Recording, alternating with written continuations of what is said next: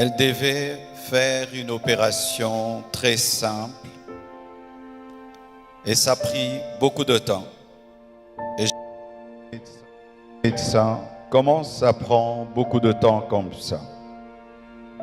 Ils m'ont dit, tout s'est bien passé, mais elle ne se réveille pas encore. Quand seulement ils m'ont dit ça, mon esprit m'a dit qu'elle est partie. J'ai dit non, c'est pas vrai, elle n'est pas partie. Ils sont en train de dire qu'ils la raniment, donc elle va se réveiller. 3 heures, 4 heures, toujours rien. Et j'ai prié dans ma chambre sans voir son corps. J'ai dit, je refuse cela. Et j'ai senti l'odeur d'un parfum, son parfum, remplir la chambre où j'étais.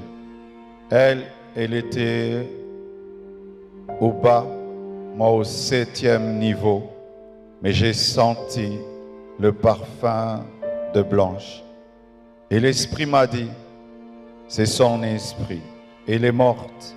Mais les médecins n'ont pas le courage de te le dire.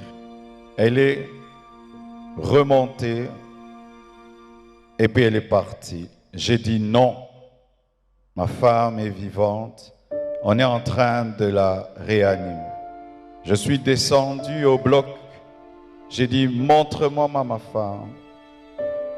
Et les médecins sont sortis, tête baissée, en pleurant. Et j'ai compris qu'elle était partie. Je suis entré dans la salle de réveil. J'ai prié pour sa résurrection. J'ai prié. J'ai jamais prié comme ça pour quelqu'un. J'ai même ouvert ses yeux avec mes doigts. J'ai tout fait. Elle ne s'est pas réveillée. Je l'ai laissée à la morgue. Le lendemain, je suis encore allé à la morgue pour prier pour sa résurrection. J'ai prié. Rien n'est arrivé. Quand nous sommes arrivés à Kinshasa, à la morgue encore, avant de la déposer, j'ai prié pour sa résurrection.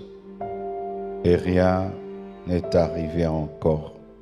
Aujourd'hui encore, à la morgue, j'ai encore prié,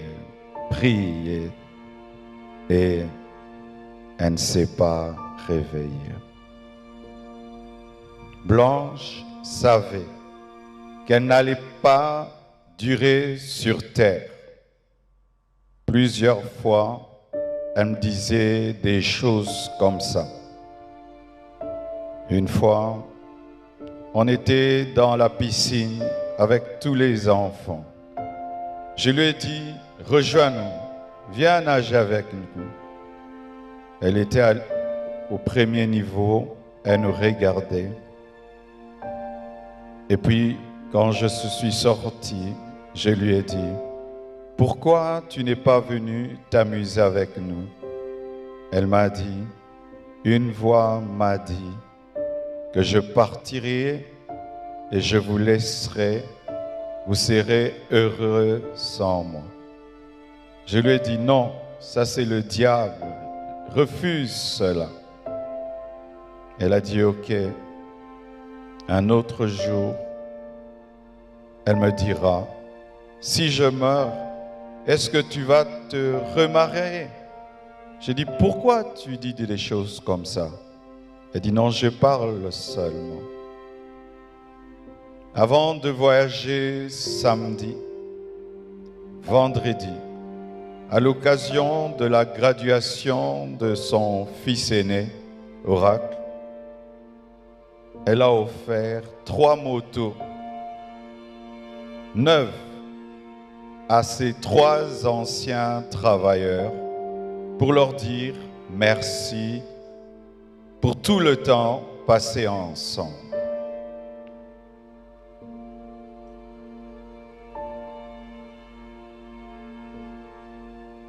Elle sentait, elle vivait à 200 à l'heure. Elle faisait tout vite et beaucoup de choses au même moment.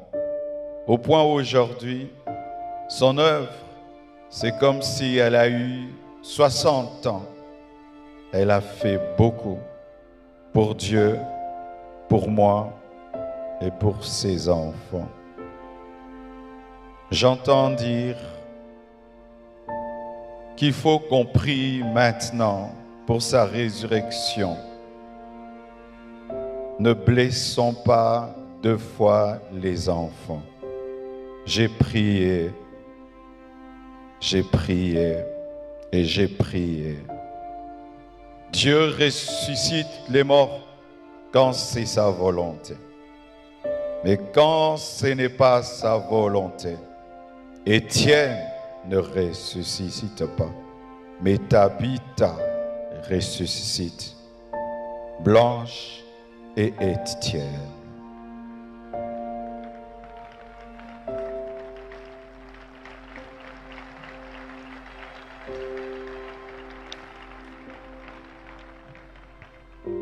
Lorsque je suis, excusez-moi de parler comme ça, il y a le retour qui n'est pas bon. Lorsque nous avons atterri avec son corps, un prophète est venu. Il m'a serré dans ses bras et il m'a dit, Papa Ntembe m'a dit, tu es un signe et un présage pour l'Église et pour la nation. Quand il m'a dit ça, l'Esprit m'a dit, la mort de ta femme est un message. J'ai dit quoi? La mort de Blanche, un message pour l'Église, pour la nation. Comment? Je n'avais pas compris. Quelque temps après, le prophète Lambos Pogno vient de la part de Papa Ntembe pour me dire Dieu lui a donné Ézéchiel 24, 15 à 23. Et le prophète Jérémie Soudril, venant du Canada, il vient me dire Dieu m'a donné Ézéchiel 24, versets 15 à 18, comme le pasteur Israël Ntembe, alors qu'ils ne se connaissent pas, ils ne se sont jamais rencontrés. Ézéchiel 24, 15 dit, la parole de l'Éternel me fut adressée en ces mots. Fils de l'homme, voici, je t'enlève par une mort soudaine ce qui fait les délices de tes yeux. Tu ne te lamenteras point, tu ne pleureras point, et tes larmes ne couleront point. Soupire en silence. Ne prends pas le deuil des morts. Verset 18. J'avais parlé au peuple le matin et ma femme mourut le soir. Et c'était un signe prophétique qu'une guerre arrivait en Israël. Et j'ai dit à Dieu, donc tu veux dire qu'il y a une guerre qui veut venir dans mon pays? Parce que cette prophétie parle de la guerre. Dieu m'a dit, non, attends, je te dirai. Et voici.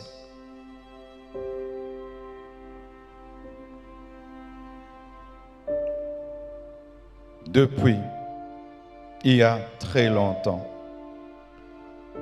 que dans ce pays, les hommes de Dieu soient aussi unis.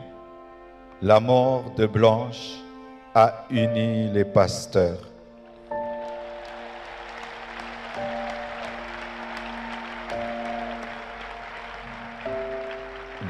La mort de Blanche a réconcilié les pasteurs. Ce deuil n'est pas organisé par l'Église Compassion. Tout le monde l'a organisé. Que ce soit le gouvernement, que ce soit le corps du Christ, tout le monde. Et je vous dis vraiment merci.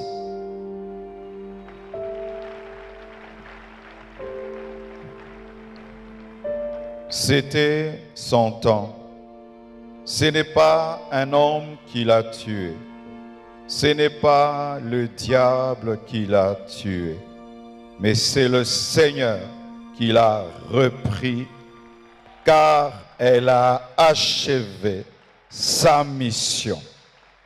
L'Éternel a donné, l'Éternel a repris, que son nom soit loué.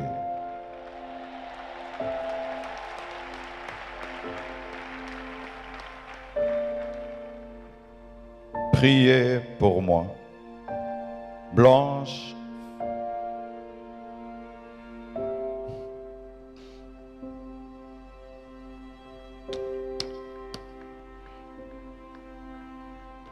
Blanche faisait tout pour que je prêche, je jeûne, je sois roi.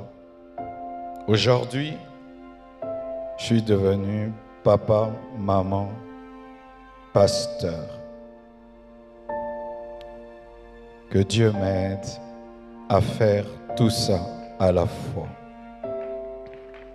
Mais je promets au Seigneur et à vous, Église de la Compassion du Congo et du monde entier, que je servirai Dieu comme avant et plus qu'avant, plus qu'avant.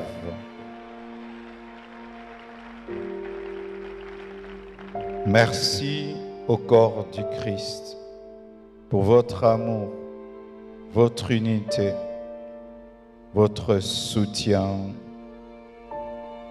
Les gens disent qu'on ne s'aime pas au Congo. C'est faux. Il y a de l'amour. Il y a de l'amour. Lorsque vous voyez la photo, on m'a dit, quelle photo tu veux qu'on mette? Dieu m'a dit, la photo où elle pleure sous la pluie avec le drapeau de la RDC.